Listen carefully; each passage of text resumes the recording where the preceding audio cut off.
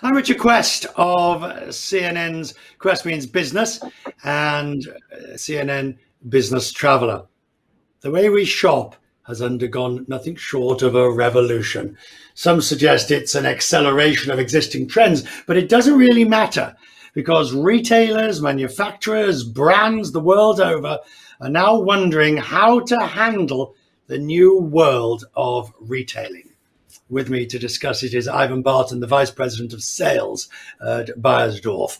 Ivan, when we look at your product and we recognize the different ways in which you had to adapt the supply chain and distribution, what strikes you most? I think that if we look across the region or even the world, it varied by countries. You had countries where you had hard lockdowns, and what we took for granted, the ability to get product into a country, into a city, into the store, disappeared.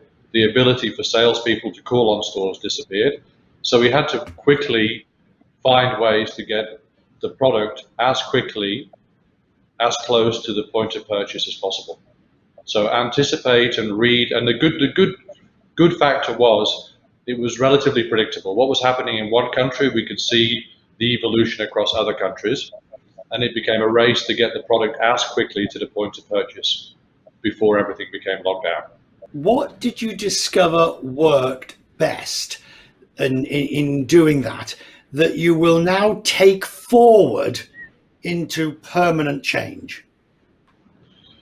I think that two or three things is the mentality, the agility, and the always being in a crisis mindset.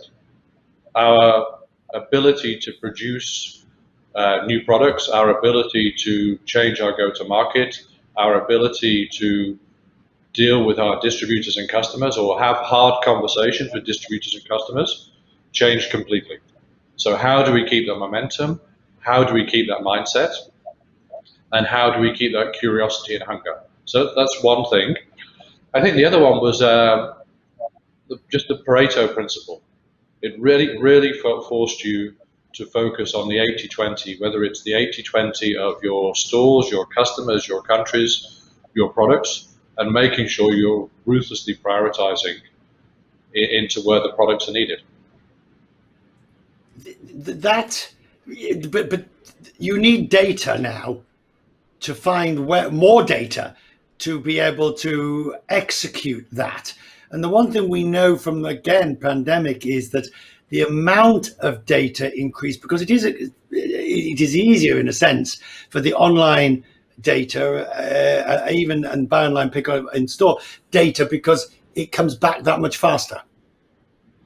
Absolutely.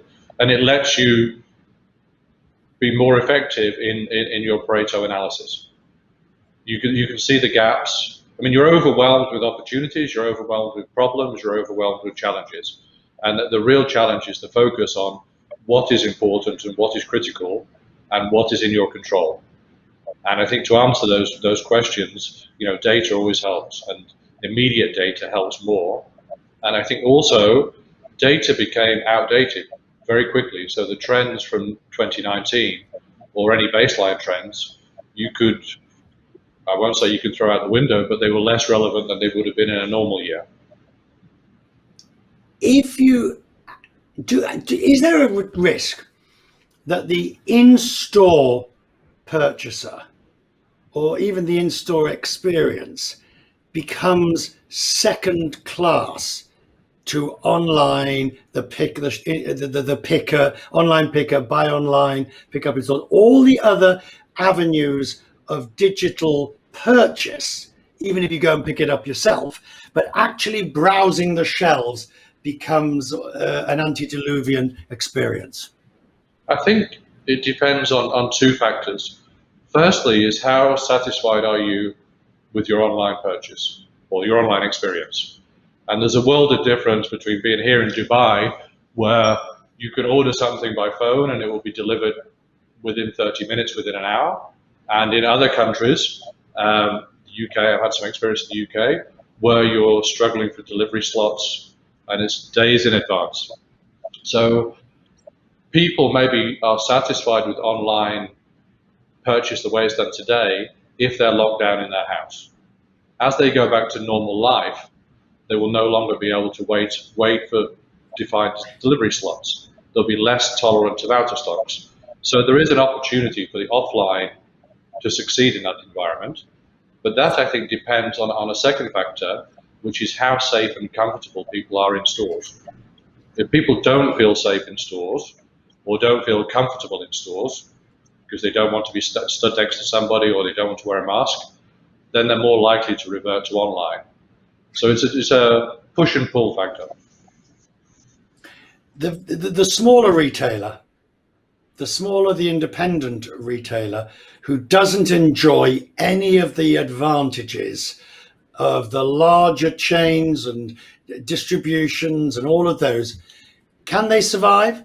Can they survive and if they can, because I think you're going to say absolutely, forgive me interrupting.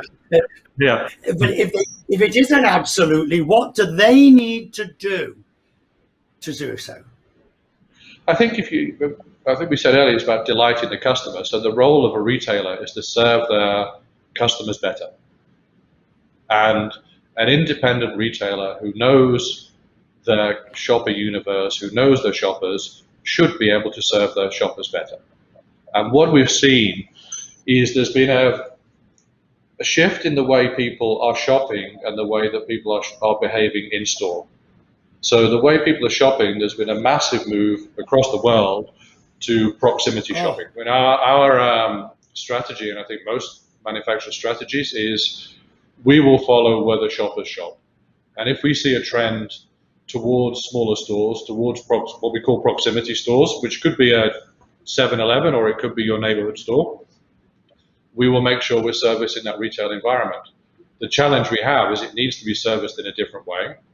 And the way we can delight our consumers in a small store with a small fixture is different to how we can delight our consumers in a huge hypermarket. Does there come a point where you have to, there comes a point where you have to make choices, and the driving force is where the sales are, correct? Absolutely. But people, what we found is people are shopping in more stores. So the days of doing your weekly shop in a large store seem to have gone away. So we have to service more stores. The frequency of shopping the large stores is still there, so we still have to service the large stores, but the frequency is diminished. People are spending less time in store, and we're seeing a re-emergence of the old shopping list. People are coming to stores with a list prepared of what they want to buy. So it challenges us because we were always told 70% of the decisions are made at the point of sale. And we could question that today if people are not spending that time at the fixture. There was a concept of retailtainment and to engage the shopper in store. Again, the rules of that I think have changed, and how we engage the shopper today is different to how we engaged them 14 months ago. So taking that, and finally, what does your gut tell you from a career, a distinguished career in this industry? What does your gut tell you about what the changes that will stick versus those that we will go back to? For example, that 70% in front of versus the shopping list. How long before we go back, or do you think they are permanent changes? Some things will stick. Will we stay exactly as we are today? Absolutely not. People will move back to the store. People will go back towards their old habits. Again, depending, do they feel safe? Do they feel comfortable in that environment? And people will once again to start to enjoy shopping. Now, the challenge for us as a manufacturer and for retailers, how do we make shopping enjoyable again? I think the first step is removing the fear, and then bringing back the engagement and enjoyment. Good to see you, sir. Thank you. Thank you very much.